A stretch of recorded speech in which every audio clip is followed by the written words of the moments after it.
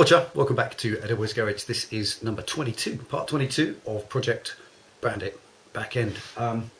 Today we're going to do some final wiring, and I mean that, final wiring on the back of the indicators.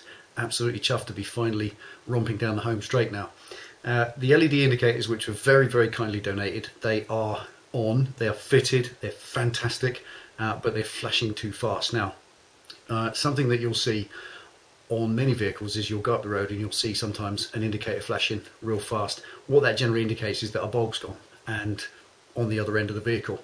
The way it works is that a flasher relay expects a certain amount of resistance from the two bulbs front and rear of the vehicle, and if it doesn't get that because one of the bulbs is gone, then it flashes faster, and that tells you the bulb's gone and you have to replace it. Now when you put LED indicators in one end of the vehicle or both, you'll find that the flasher relay was designed for regular bulbs, analog bulbs.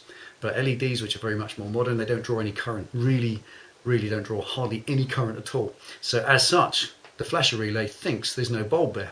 So it flashes fast. And funny enough, comically, I found on the net, it's got a name. It's called hyper flashing. It's in the name, I guess. Bless. Anyway, flashing too fast. There is a way around it. All you have to do is fit one of these. Now, I covered these just quickly in the last video. These are the last thing I've got to fit, and I've got to make a really nice job of it. These are resistors, and you fit them in, you bridge them. You don't fit them in the line itself, you bridge them across the live and the earth, which seems a bit weird, but you do, and that's how they work. And inside there is a little coil of wire, and that coil of wire builds up or provides resistance for what was the bulb. So the LED itself isn't drawing any, but that draws it instead. So therefore the flasher unit is happy and everything flashes again at the correct rate. So what I'm going to do today very quickly is show you how these are properly wired in the normal sense, something that I wouldn't do, so maybe a do's and don'ts, and then hopefully we crack on and get them fitted and working and make a nice install of them too, because they get quite hot, so they've got to be installed somewhere safe. So stick around, stay tuned. Let's build up some resistance. Right, here, easiest way for me to kind of demonstrate how this works is with this old bulb filament thing. This is the old bayonet connector for the backlight of the Bandit, and I'm not using it now obviously, so this was what I initially broke into that to extend it, and then I reconnected it later on, and that was a shit piece of work a long time ago, but it still worked good and solid. Now what we do is, a lot of people have the misconception that you find the live wire, which would be that one, and you wire this thing in line like that. Well, you don't, because it won't do anything, won't work at all. You got the positive and the earth, or the live and the earth, and you quite simply wire it between the two. You bridge it like that. Now what most people do is they take a little bit of wire like that and they connect it like that via a spade terminal. I won't push it in too far, but they connect that, then heat shrink that, and they do a 2, and they bring them in like this.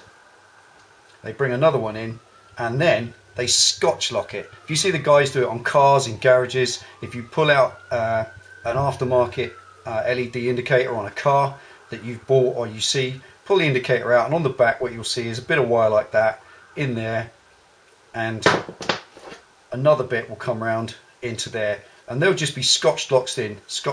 That's easy for you to say. Scotch lock, those horrible clamps, things that you just press the wire in and it puts a blade through the two and connects them. I absolutely hate Scotch locks. I would never use them. They're for caravans and trailer boards and rubbish like that. There's a much better way to do it. But basically in line, all they do is, there's the two wires. They take the resistor, they wire one to that side, then one to the other side, and that's how it works. And I'm going to actually demonstrate with this how one of these does its job. So I'll show you on the bike itself. Right, here, this is the wiring loom, live and earth and live rather. So that's earth and live just connected. So if you just connect them, you're going to get this hyper flashing because there's no resistance in that lead. As far as the flash unit is concerned, there's no bulb there. It just doesn't exist. So it's flashing too fast, and that will fail your MOT because there's a correct flash rate, and that is way too fast. So all you simply do, take one of your resistors, And the simplest way to demonstrate it, obviously it won't be fitted like this, so I'm going to make a proper install. I'm just going to poke the wires. Actually, I'm just going to squish them like that. If I connect that and that to there, bridge the two effectively, there we are. Straight away it's flashing at the correct rate because that resistor is in the middle. But obviously that's flashed probably no more than 10 times, and already, if you had feely vision, that's hot. Because there's a coil of wire in there, the current's spinning through there, and that's getting hot. They're not handed, there's not a neg and a pos, you just bridge them in any old way and they work. And as that gets hot, it's got to be mounted somewhere solid and fireproof. If I stick it on a plastic surface, it's going to melt through it, obviously, because that will get as hot as a bulb itself, as it is effectively a bulb. Now, the first thing to do now is to sight them where I want to put them and work out the best way to connect them up. Right, got some little 4mm self-tappers, which are a bit long, I can lock the ends off, and some washers to space them.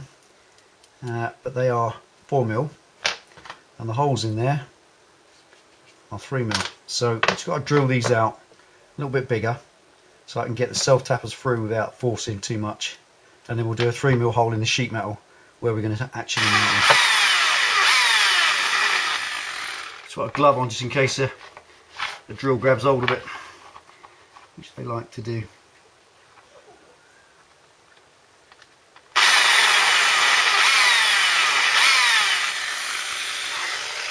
There we are. Right, the first question, or the first thing I felt was it'd be cool to sight them kind of there and run the wire in nice and rooted and then all clip down.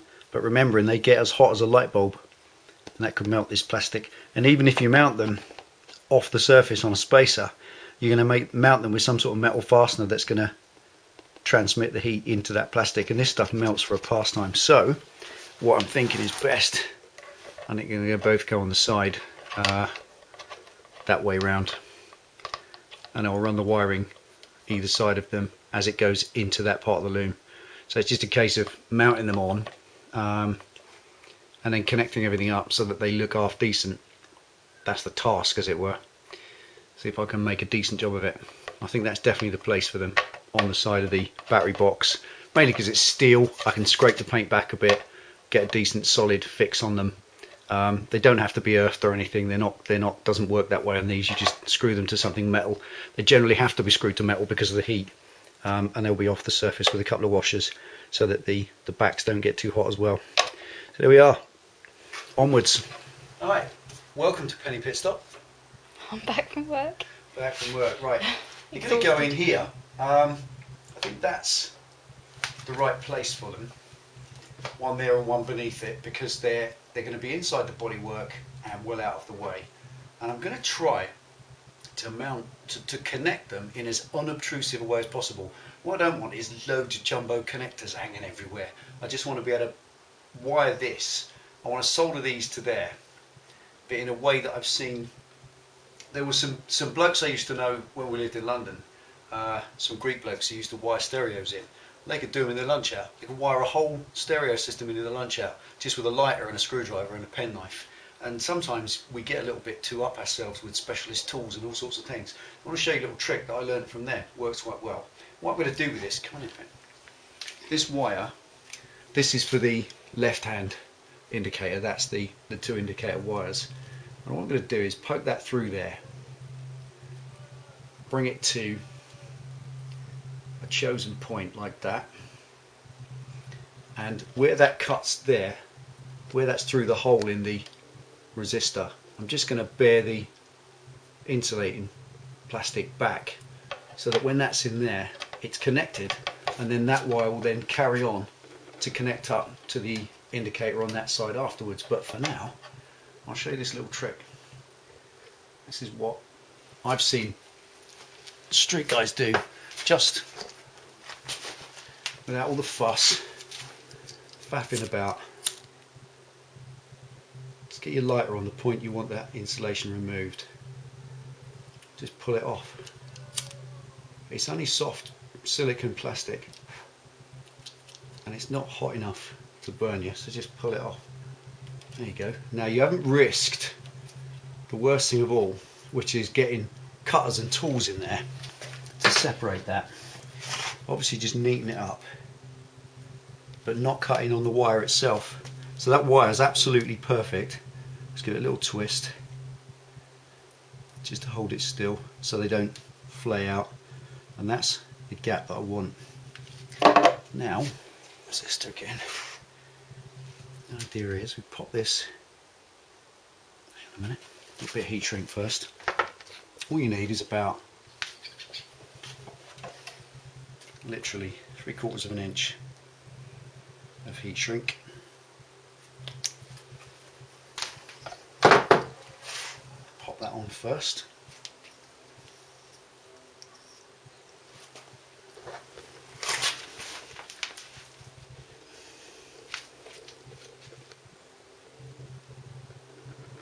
Alright, push that on, and when it gets to the bared bit, bared off bit, pull it through, just fold it over.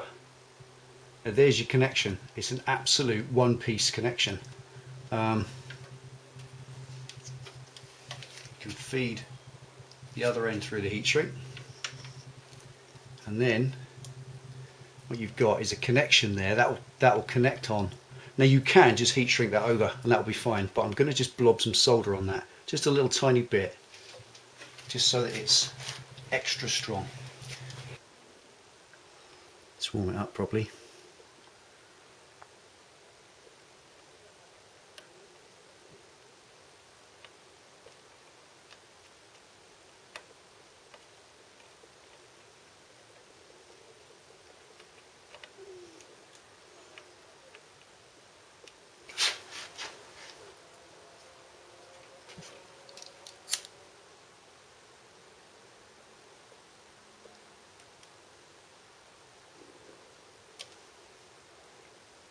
Now, as I said, you'll see the car guys, if you lift up the back of the indicator where they've fitted LEDs, you'll see them put Scotch locks in.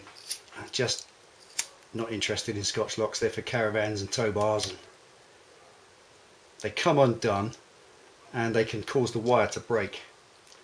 They're not very clever. That's better. So that's now properly heated in. That's it. And all we've effectively done is run the factory wire through this and back out, rather than messing around making connections and then doubling stuff up. So it's just minimised the connection down to nothing. And that will go there, like that. Let's just give you a demo. That goes there. Then this wire just goes off like that. Now through there, like that. It gets connected up inside, and we've just put the resistor in the right place. So I'm just going to jump on a bit with this, because it is, as you can see, hugely time consuming, just making a decent job of it. I want to solder the top one on, run that wire in, then run the bottom one for this side, which is the green, the starboard side, and get them all nicked in nicely, and we can snap it together and see if any of this works. So let's get this one connected up. Right, that's coming close. That's both connections made. So as you can see, one comes out of the loom, bounces through the resistor and back out, and that one comes out and does the same. So what I've done, I've literally bridged that in line. I've pre-drilled a couple of holes. What I want to do now is poke a couple of washers.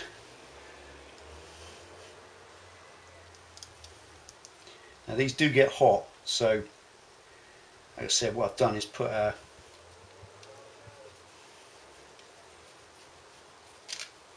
I'm putting it on the steel purely because I think it's going to be safer, and even if that proves too hot, I might go a bit further and perhaps put a little bit of fire webbing or something like an exhaust webbing underneath, just to keep it from getting hot. And when I build the tail unit, when the tail unit comes round here, that area inside the plastic, I'll just put some, like I said, some exhaust bandage or fire bandage around the inside of it.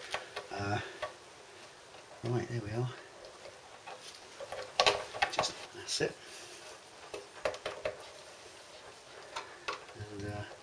And maybe what I could do just for a feature is where this part of the tailpiece is, I could cut a hole and put a nice brass gauze in there.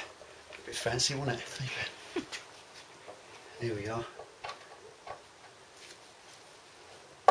Right, I'll cut those remainder of those screws off the inside in a minute, but that's firmly mounted there, not going anywhere, and the wiring is not pinched or in any way pulled. Alright, time to get the next one in, which I think just needs to go underneath. So let's mark it. Give it about an inch space underneath. I'm going to get some little tiny cable ties and just get all this wiring out of the way, because I don't want that wire, obviously that wire doesn't want to touch there, so I may case that. I've got some metal wire stuff just to keep it off there, but it's all little tweaks.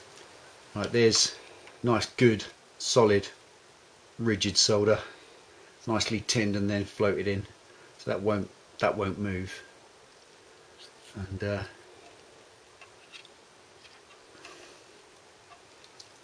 just cover it up.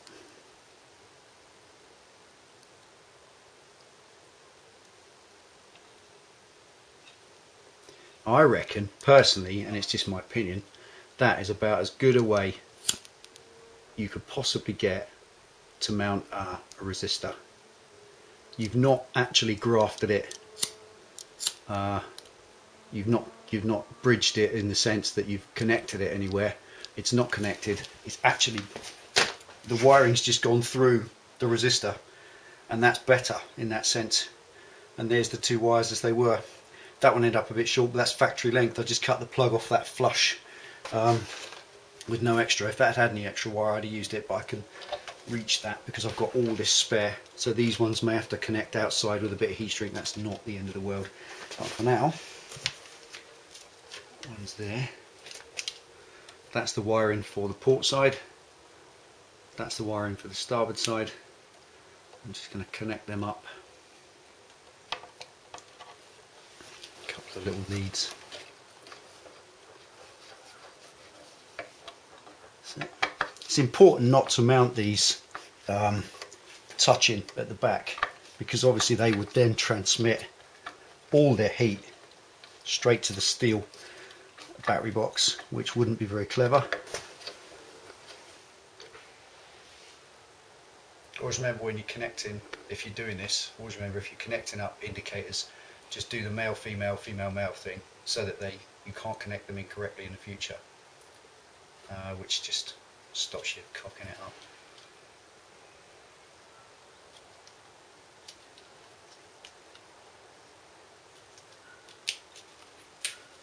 Click. Bit over that.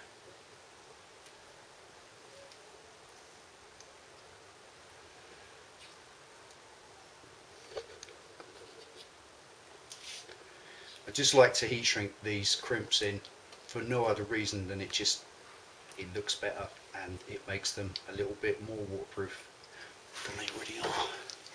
Well, they're not really, but you know.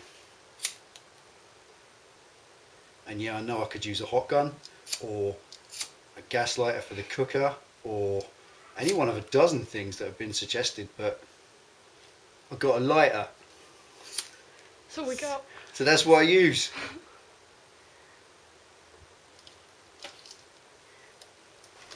There we are, all connected. Just poked a couple of holes in the battery box just for a handy cable tie. And the idea of this is to be that I can push those two connectors down a bit, and that pushes the wiring all away from the heat. Keeps it neat.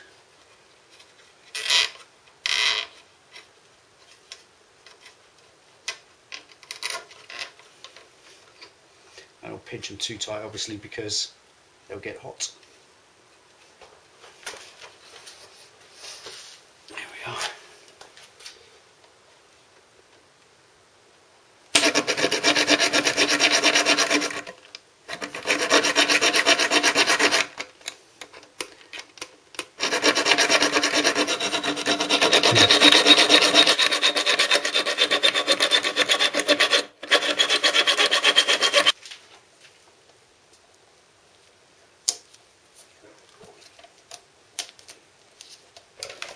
Right, just have a little look in there.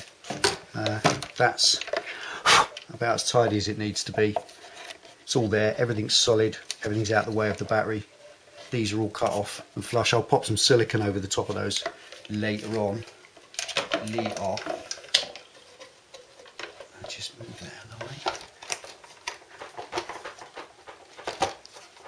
That's it. And that.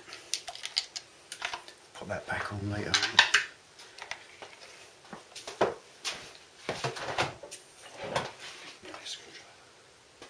Yes.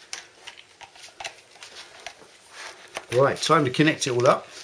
See if any of it works. Or just goes bang. Mm.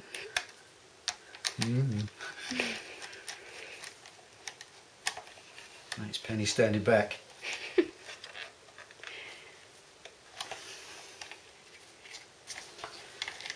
This is typical of this end of any project. Wiring and lacing everything together just seems to go on and on and on forever. Mm. That's it. Yeah. Right. Shall we see if it works, Pen? Mm-hmm. Right. Does it work? Mm-hmm. Yay. Offside. Yay. New side. You can turn corners. Turn corners and stop. There we go. Everything works. There's no dimming when they come on. And these little resistors, they do get warm, but I'm not joking. You can touch it with your back of your hand and they're just mildly warm. There we are. I've got the wire frame to do. We harvested all this wire from the washer or from the dryer frame, so that's going to be kicked into use, and that is the next leg of the project. That's the next thing now. I'm going to have a couple of days. We've got a long weekend coming up. Got a bit of work to do.